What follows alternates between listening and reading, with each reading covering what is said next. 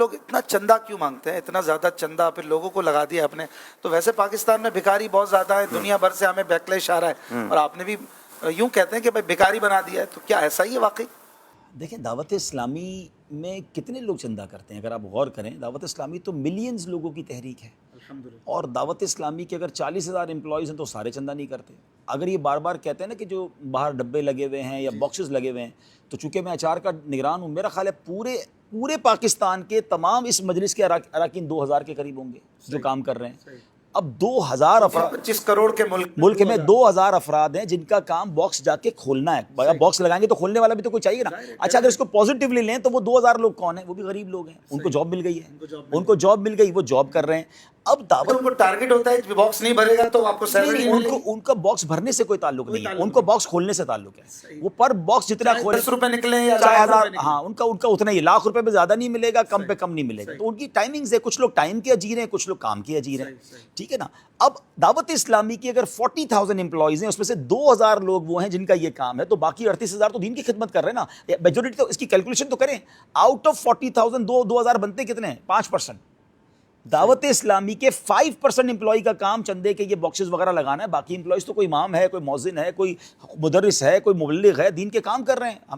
اب 2,000 افراد اگر پوری دعوت اسلامی کے لیے کام کر رہے ہیں تو یہ تو نارمل سی بات ہے. جس تنظیم میں لاکھوں والنٹیئرز ہوں, آپ والنٹیئرلی کام کرتے ہیں, میں الحمدللہ کرتا ہوں, ایسے لاکھوں ہیں. تو یہ تو کوئی ایسی بات نہ ہوئی.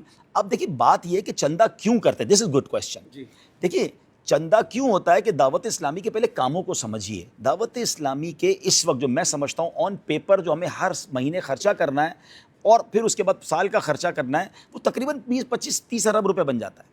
اور اس کے بعد کچھ خرچہ ہوا جو آن پیپر نہیں ہے. وہ اس لیے نہیں ہے کہ جو علاقوں میں مسجدیں بن رہی ہیں, آپ کے علاقے میں جو بھی مسجد بنتی ہے 15-20 کروڑ سے کم کی بنتی نہیں, جس علاقے میں آپ امامت کر رہے ہیں 22 کروڑ کی جگہ, ابھی آپ نے 22 کروڑ کی جگہ لی. تو یہ پیسے اگر آپ کیلکولیٹ کریں تو دعوت اسلامی شاید سال کے 60-70 ارب روپے خرچ کرتی ہے. تو 60-70 ارب روپے, اور یہ پاکستان, دنیا کے ملاؤں تو شاید یہ 70-80-100 ارب بن جائیں گے. پوری دنیا میں مراکز بن رہے ہیں, مبلغین کام کر رہے ہیں. تو 100 ارب روپے جو تنظیم سال کے خرچ کر رہی ہے تو وہ جمع کر رہی ہے, تو کر رہی ہے نا, ٹھیک ہے. لیکن اب آپ 100 ارب جمع کریں گے تو نظر آئے گا نا کہ آپ چندہ بھی کر رہے ہیں, اعلان بھی کر رہے ہیں, اور لوگ آپ کو دے رہے ہیں. آپ کو خرچہ بھی نظر آنا چاہیے کہ وہ خرچ ہو رہا ہے. ہمارے لیے بڑا آسان ہے, ہم کام روک دیتے ہیں, بس جتنے امپلائیز ہیں اب ایک بھی نہیں بڑھائیں گے, ایک مسجد نہیں بڑھائیں گے, ایک مدرسہ نہیں بڑھائیں گے, ہم اگلے 2 سال بعد سفیشینٹ ہو جائیں گے, لیکن کام وہی رک جائے گا. ہمارا گڈ پرابلم ہے کہ ہر علاقے سے ڈیمانڈ ہے, ہمیں بھی مسجد چاہیے, ہمیں بھی مدرسہ چاہیے. مسجد بناتے ہیں, دیکھیں مسجد بن جاتی ہے 1-2 کروڑ میں, وہ بنانے والا بنا دیتا ہے, لیکن اس کے بعد مسجد کے امام, مؤذن, الیکٹرک کا بل, یہ سارا شروع ہو جاتا ہے. وہ لاکھ روپے کا خرچہ مہینے کا شروع ہو گیا. تو ہمارا تو خرچہ بڑھتا ہی جا رہا ہے, ہمیں اس پہ غم نہیں ہے. ہاں, اب 2-3 لاکھ مسجد پہ لگ جاتا ہے. اب مدرسہ بنائے تو 5-6 لاکھ پہ پہنچ جائے گا. اب آپ سوچیں کہ ہمارا یہ نیت ہے, ہم تو دعا کرتے ہیں اگر آج دعوت اسلامی 25-30 ارب روپے جو پیپر پہ خرچہ کر رری ہے, اللہ کرے یہ 300 ارب خرچہ کرے. ہم نے کام تھوڑی روکنا ہے, اللہ پاک مددگار بھیجے گا. یہاں تک بھی تو اللہ نے پہنچایا نا, آگے بھی رب نے پہنچانا ہے.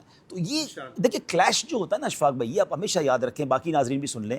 جب آپ کام کرتے ہیں نا بھائی, کاروباری لوگوں سے پوچھیں, جب آپ کی کام میں ترقی ہوتی ہے, آپ کی فیکٹری میں مال بکنا شروع ہو جاتا ہے, تو کیا ساری مارکیٹ آپ کو اچھا کہہ رہی ہوتی ہے؟ حاسدین سامنے آ جاتے ہیں, کاپیز بننا شروع ہو جاتی ہیں, نقل آنا شروع ہو جاتی ہے. تو آپ جب اتنا بڑا دین کا کام کر رہے ہیں تو بیکلیش آئے گا, کچھ لوگوں کو پرابلم ہوگی, کچھ کے مفادات کو ٹھیس پہنچے گی. آپ یا رسول اللہ کہیں گے تو کسی کو ایشو ہوگا, آپ ہر صحابی نبی جنتی کہیں گے تو کسی کے مفاد پہ ضرب پڑے گی, آپ نبی پاک کی ختم نبوت پر بات کریں گے تو اس لابی کو پرابلم ہوگا. تو یہ تو جتنا کام بڑھے گا پرابلم آئے گا. تو دل بڑا رکھنا ہے اور کام کیا جانا ہے.